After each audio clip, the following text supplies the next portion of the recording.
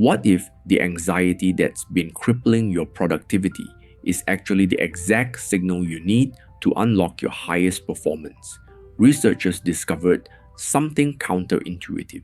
People with moderate anxiety levels consistently outperform both the completely calm and the severely anxious on complex tasks. The difference? They learn to decode what their anxiety was actually telling them. Most people fight anxiety like it's the enemy. Meanwhile, top performers treat it like data, a dashboard warning light signaling exactly what needs attention. Here's how to flip the script on your stress. Today, I'm breaking down the hidden relationship between anxiety and productivity, and why everything you've been told about eliminating stress might be keeping you stuck. This isn't about toxic positivity or pretending anxiety is fun. This is about understanding what anxiety actually is. Your brain's outdated alarm system trying to protect you in a modern world it wasn't designed for. We are covering why anxiety paralyzes most people, the biological mechanism behind performance anxiety, and the exact framework top performers use to transform nervous energy into focused execution. If you want more strategies to optimize your mind and output, subscribe so you don't miss what's next. Let's decode your anxiety. The paralysis problem: when anxiety kills productivity. Here's what's happening when anxiety sabotages your work. You sit down to tackle an important project, and suddenly your brain starts catastrophizing. What if it's not good enough? What if you fail? What if everyone judges you? This triggers your amygdala, your brain's fear center, which floods your system with cortisol and adrenaline. Your body enters fight or flight mode, but there's nothing to fight and nowhere to run, so you freeze. Research shows that 61% of young professionals report anxiety interfering with their productivity at least weekly. They're not lazy. They're locked in a biological response designed for predators, not presentations. The traditional advice? Just relax, breathe, calm down. That's like telling someone drowning to just swim better. It's technically correct, but practically useless. The anxiety performance curve: why some stress helps. Here's where it gets interesting.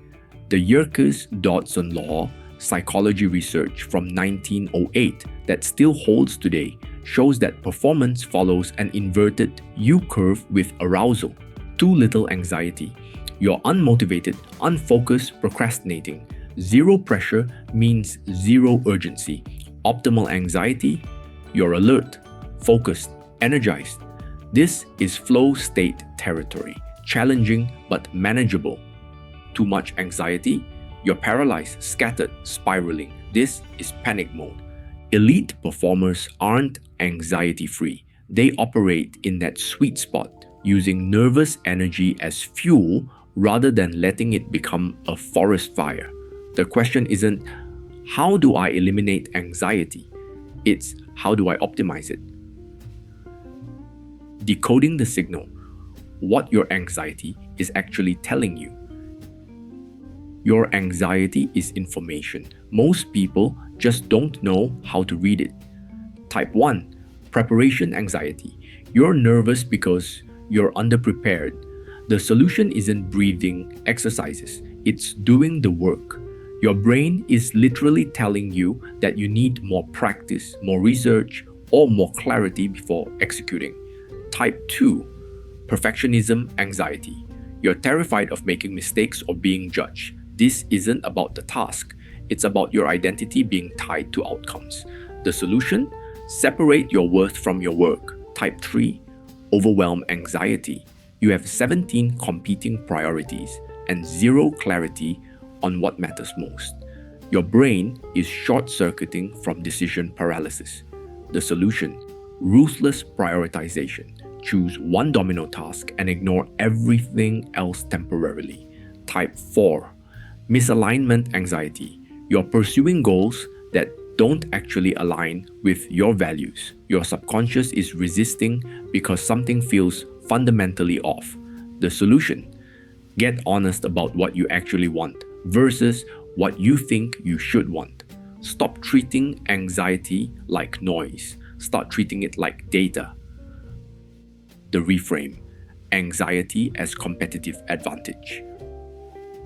Top performers in high pressure fields, surgeons, athletes, executives, don't experience less anxiety than average people. They just interpret it differently. A Stanford study found that people who view stress as performance enhancing rather than debilitating actually perform better under pressure. It's not the anxiety that matters, it's the story you tell yourself about it. Instead of thinking, I'm anxious, I'm going to fail, elite performers think, I'm anxious because I care, and that energy will sharpen my focus. Same sensation, opposite interpretation, completely different outcome. Your heart racing before a big presentation, that's not panic.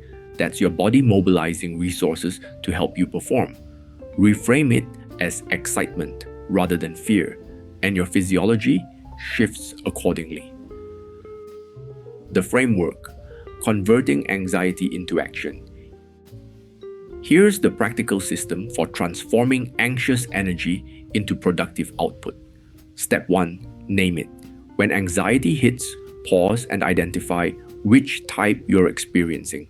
Preparation, perfectionism, overwhelm, misalignment. Naming creates psychological distance and clarity. Step 2. Channel it. Anxious energy is just energy. Redirect it. Go for a walk while mentally rehearsing your task. Do 10 push-ups. Write chaotically in a journal to externalize the thoughts spinning in your head. Step 3. Micro commit.